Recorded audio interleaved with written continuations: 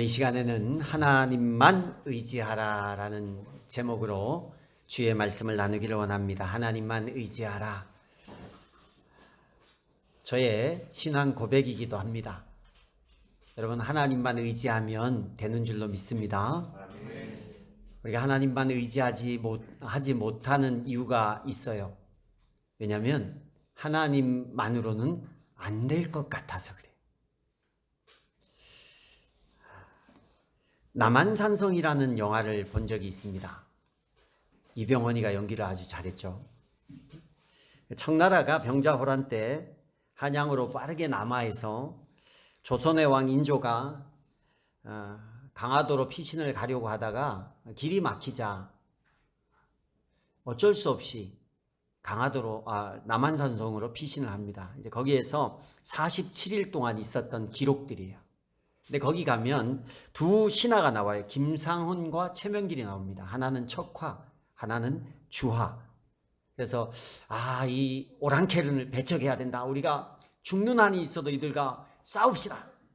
그리고 이병헌이가 연기했던 최명길은 아니다. 나라를 살리는 게 먼저다. 백성을 구하는 게 먼저다. 화친을 하자.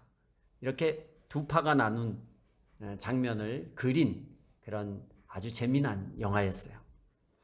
여러분, 제가 왜 영화 얘기를 하냐면 남한산성을 안 보신 분은 이 장면을 잘 이해가 안 될 건데 보신 분은 이해가 될 것 같아요. 오늘 지금 본문 이사야 31장은요.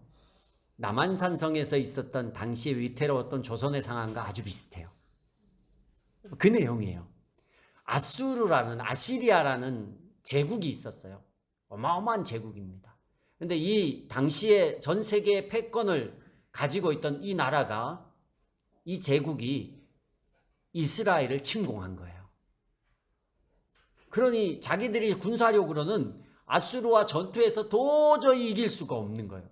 그래서 신하들이 이제 파가 나누기 시작합니다. 두 파가 나눠요. 하나는 친 이집트파, 하나는 친 아수르파.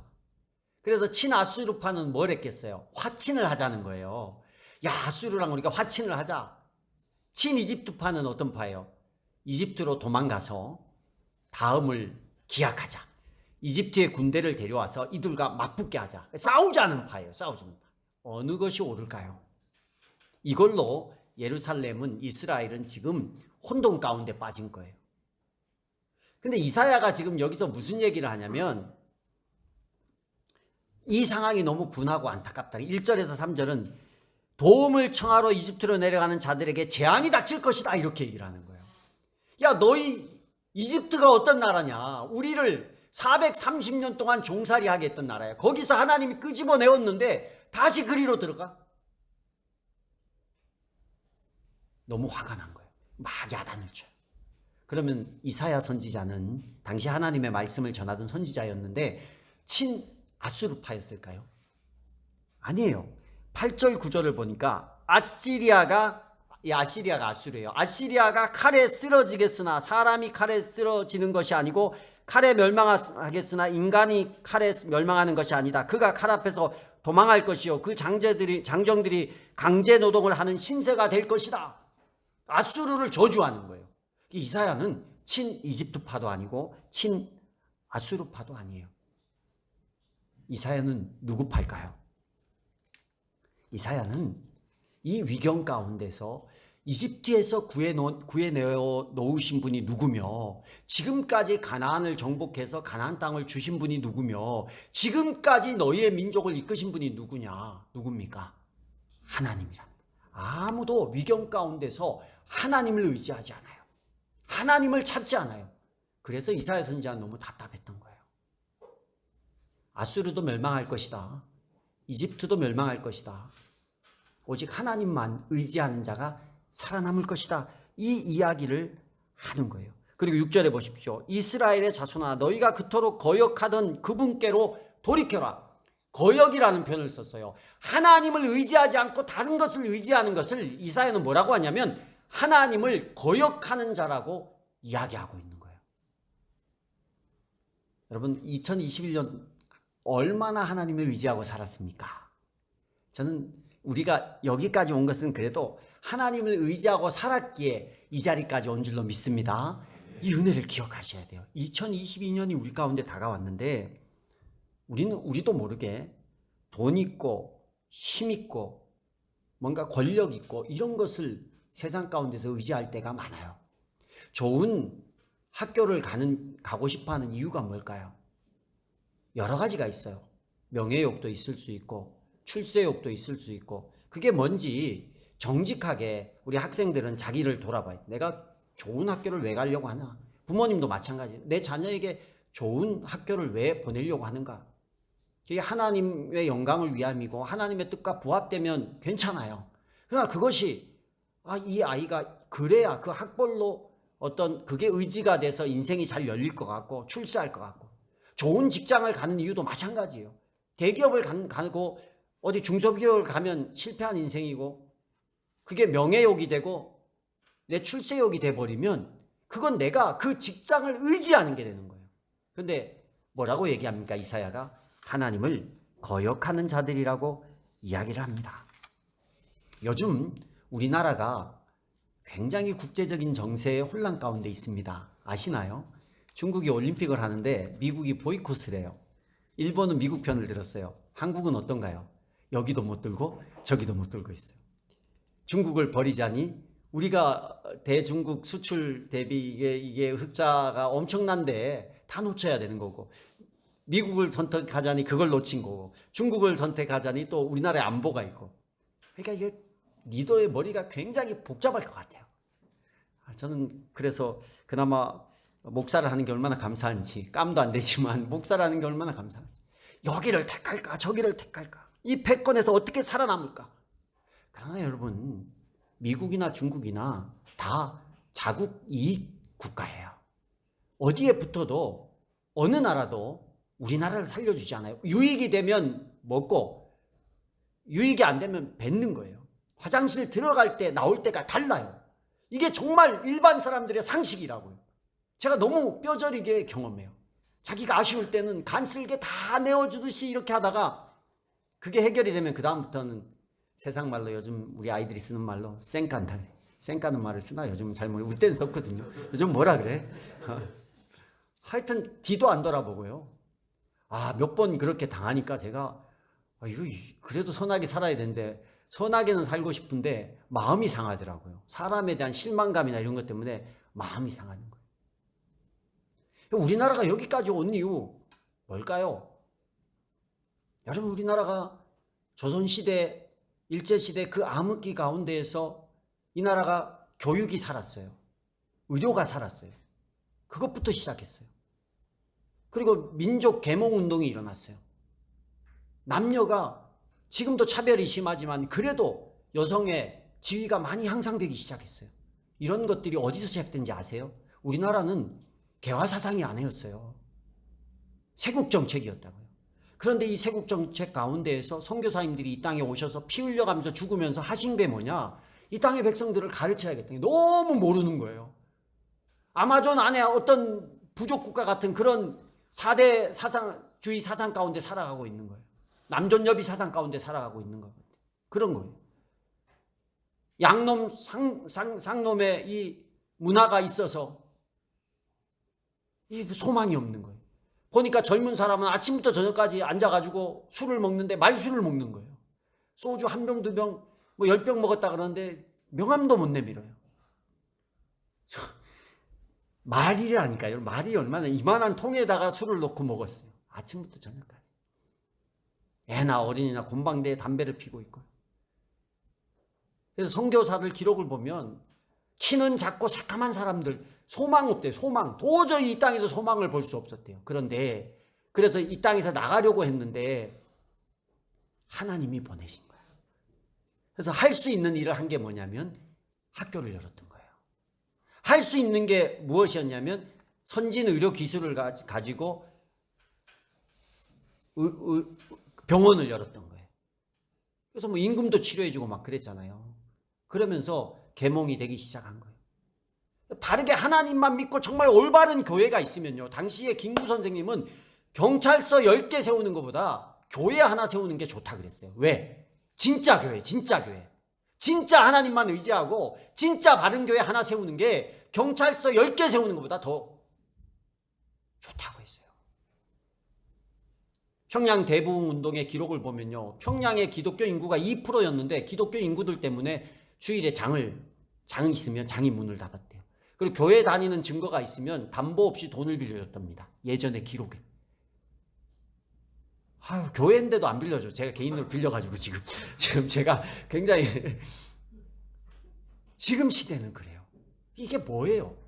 교회 자체가 하나님을 의지하고 사는 게 아니라 교회 자체가 세상을 의지하고 살았어요. 세상의 힘을 의지하고 살아왔다라는 거예요. 교회 성도들의 진짜 문제는 하나님보다 다른 길을 더 의지한다는 거예요. 교회는 다니는데, 예배는 드리는데 여전히 우리는 하나님 믿는다고 하면서 예수 믿고 천국 가는 건 아는데 삶 가운데서는 100% 의지를 못하는 거예요. 하나님을 100% 의지하면요, 근심 걱정이 많이 줍니다. 정말 많이 줄어요. 다윗이 정말 힘들 때 시편 23편에 그런 고백을 해요. 여호와는 나의 목자시니 내게 부족함이 없으리로다. 나의 잔이 넘치나이다. 내가 사망의 음침한 골짜기를 다닐지라도 해를 두려워하지 않습니다. 왜? 주께서 나와 함께하기 때문입니다. 주님 의지하는 것.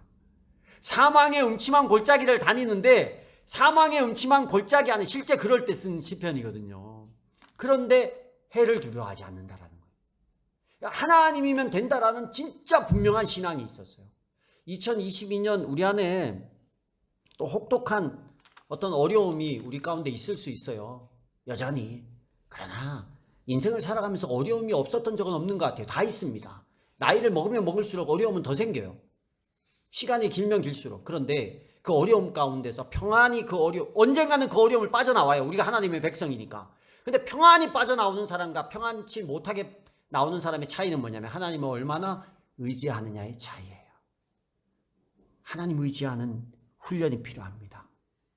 그래서 우리가 결심을 해야 돼. 2021년도 어떻게든 한 해가 지나왔잖아요. 힘들었던 어쨌든 한 해가 지나왔어. 근데 누구는 이게 매우 힘들게 지나온 사람이 있고 누구는 평안하게 지나온 사람이 있어요. 그 차이는 뭐냐? 하나님을 얼마나 내가 잘 의지하는 삶을 살았느냐네. 내년도 마찬가지입니다. 모든 매사에 하나님을 의지하는 훈련을 하십시오. 그 티벳에 가면 선교사님 얘기인데 티벳에 가서 목동들이 그 양을 치는 장면을 보고 궁금한 게 있어서 물었대요. 왜냐하면 여름에 이렇게 푸른 초장이 있는데 거기서 살을 막 찌워야 되잖아요, 양들을. 그런데 일부러 어느 정도 먹이고는 척박한 이렇게 돌이 있는 이런 곳으로 그 목자들이 양을 몰아서 거기에서 키운대요. 그래서 이 선교사님 궁금해서 아니 왜 푸른 초장 맑은 물가 성경에도 있는데 왜 이 양떼들을 이렇게 혹독한 절벽으로 가서 풀 먹기도 어려운 곳에서 풀을 먹이냐 그랬더니만 티벳의 겨울은 매우 환경이 안 좋대요. 근데 여름에 그냥 훈련이 근육도 없이 훈련이 안 된 양이 평지에서 풀만 뜯어 먹어서 살이 찌면 겨울에 풀이 자라는 데가 없어서 어쩔 수 없이 그런 환경에 가야 되는데 거기서 못 살아남는다라는 거예요. 이게 뭐야? 체력 단련이에요. 체력 단련. 양들이 여름에 하계 훈련을 하는 거야. 하계 훈련을 해가지고 근육을 끼우고 살도 찌우고 뭔가 척박한 상황 가운데 살 수 있는 준비를 해서 겨울을 맞는다라는 거예요. 우리는 그냥 살찌고 막 이렇게 있으면 겨울에 그냥 잘 될 것 같은데 겨울에도 먹어야 되잖아요. 그게 얼마나 가겠어요. 겨울잠을 자는 것도 아니고 한 2, 3주 지나면 빼빼 마를 텐데. 그래서 티벳에 있는 양들은 뭐 그 전투력 어마어마한 이런 양들이 돼서 겨울도 넘어갈 수 있다라는 거예요. 여름에 훈련을 시킨다라는 거예요. 야, 그렇구나. 그래서 우리가 인생을 살다가 어려움이 오고 고난이 오면 하나님이 날 훈련시키는가 보구나. 근데 이게 이제 믿음의 사람의 표현이요. 그리고 하나님 내가 잘 통과하겠습니다. 가겠습니다. 이걸 의지하는 거예요. 근데 의지하지 않는 사람은 어떤 거예요? 그냥 불평하는 거죠. 나 예수 믿는데 내 인생이 왜 이래 꼬여요. 나 예수 믿는데 우리는 늘 왜 이 모양이에요. 이거는 뭐예요? 의지하지 않는 거예요. 이건 약해지는 거예요. 항상 좋은 것만 받다가 한 방에 쓰러질 수 있는 거예요. 그래서 우리가 눈앞에 의지할 것, 돈도 있고 명예도 있고 좋은 넓은 길도 있습니다. 그러나 우리는 그런 내 눈에 좋아 보이는 걸 의지하는 인생이 아니라 하나님 의지하는 인생이에요. 하나님 의지하면 좁은 길로 가도 그 길이 축복의 길이 될 수 있는 거예요. 넓은 길이 오히려 사망의 길이 될 수 있는 거예요. 내 눈에 좋아 보이는 길이 오히려 나를 어렵게 하는 길일 수 있는 거예요. 한 해를 마무리하면서 여러분 이런 거 회개하고 또 기대하며 하나님 앞에 나아갔으면 좋겠습니다. 제가 한 3가지 정도 생각을 했는데, 첫째는 하나님만 믿고 의지하지 못했던 삶을 회개했으면 좋겠어요. 하나님만 믿고 의지하지 못했던 삶, 이것 좀 회개했으면 좋겠어요. 내가 한 해 동안 하나님을 온전히 믿지 못하고 의지하지 못했던 것이 무엇이었을까 돌아보면서 이런 부분을 남은 일주일 동안 송구영신 예배 전에 하나님 앞에 내어놓았으면 좋겠어요. 하나님보다, 말씀보다 더 크게 의지한 거 뭐가 있을까요? 저는 모르겠습니다. 저도 있을 거고 여러분도 있을 거예요. 그거 한번 생각해 봤으면 좋겠고, 두 번째는 우리를 지키고 보호하시는 하나님을 바라보는 눈을 열어달라고 기도했으면 좋겠어요. 우리를 지금도 지키고 보호하시고, 지금 이 아수르의 군사를 보고 하나님의 보호하심과 지켜주심을 볼 수 있는 눈은 이사야밖에 없었어요. 그러니 이사야는 담대했었어요.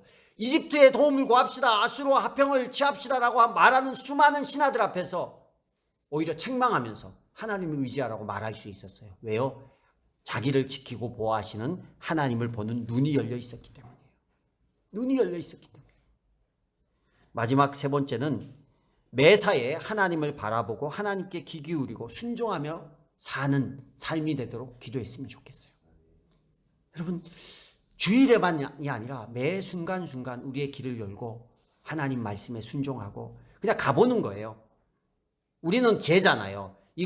우리는 이거 생각 안 하니까 그냥 눈에 보이는 좋은 것을 선택하고 재는 거예요.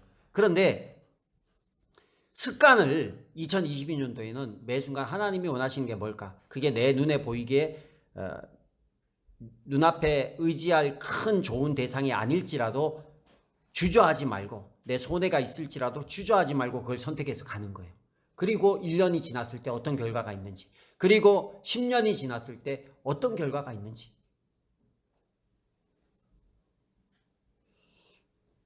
잠깐 오늘 이 설교 하려고 그랬나? 저희 집에서 대화를 하는데 우리 아들이 그런 얘기를 하더라고요. 아빠는 그런 믿음이었으니까 여기까지 왔다고. 서두를 설명하면 길고 되게 기분이 좋더라고요. 칭찬한 얘기. 걱정 근심 없이. 왜 그렇게 걱정 근심이 없냐? 지금 저희가 사실은 이 교회가 제 이름으로 돼 있어서 저희 집을 나가야 되는 상황이거든요. 굉장히 이게 재산이 오버해가지고 전 재산이 없는데, 그래서 지금 그러니까 우리 아들은 이 염동선 안에 어디로 가냐. 그래서 내가 뭘 걱정을 하냐, 어디 갈 데 없겠냐. 그래서 아빠가 최대한 소명을 해보겠다. 근데 뭐 거기서는 그걸 받아서 변호사랑 상의를 해보고 막 이런 얘기를 해요. 근데 뭐 또 어떻게 되겠죠. 하나님이 여기까지 왔으니 이 다음도 하나님이 또 인도하시겠죠. 그렇게 이제 얘기를 했더니 아빠는 그 믿음 때문에 여기까지 왔다고. 저는 칭찬으로 들어요. 칭찬으로. 저는 그래서 별로 근심이 없는 것 같아요. 막으면 또 막히는 거고, 열면 여는 거고, 주의 나라를 위해서 가는데 하나님이 지키겠다고 말씀에 얘기했는데, 사망의 음침한 골짜기를 다녀도 해를 두려워하지 않는다라고 얘기를 했는데, 왜? 주께서 함께하면 주님이 저와 함께하고 주님이 여러분과 함께하고 우리와 함께하잖아요. 그러니까 주님이 원하시는 걸음을 그냥 걸으시면 돼요. 그게 내 눈에 보이게 손해가 되고 어려움이 올지라도 그냥 걸으면 되는 거예요. 걸으면 그 다음은 하나님이 또 책임져 주는 거예요. 5년 후, 10년 후, 좀 10년까지 안 책임져 주면 15년 후, 20년 후에 반드시 하나님이 이유가 있어요. 그 걸음에 이유가 있어요. 그래서 여러분, 우리가 예수 믿는 사람이니까 세상 것 의지하지 마십시오. 우리 자녀들이 어떤 학교를 가고 어떤 직장을 가도 그것보다 더 중요한 게, 그 아이가 좋은 직장을 가고 좋은 학교를 가는데 하나님 의지하지 않는 것보다는 하나님 더 의지할 수 있는 환경을 그 아이가 선택하는 것이 훨씬 복됩니다.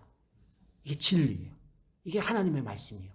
근데 그렇게 하지 않는 사람을 뭐라 그래요? 하나님을 거역하는 자라고 하는 거예요. 하나님 거역하는 마음이 수십 번, 수백 번 들 때마다 이 말씀을 기억하면서 더 하나님 의지하며 믿음의 걸음을 걸어갈 수 있는 저와 여러분이 될 수 있기를 주의 이름으로 축복합니다.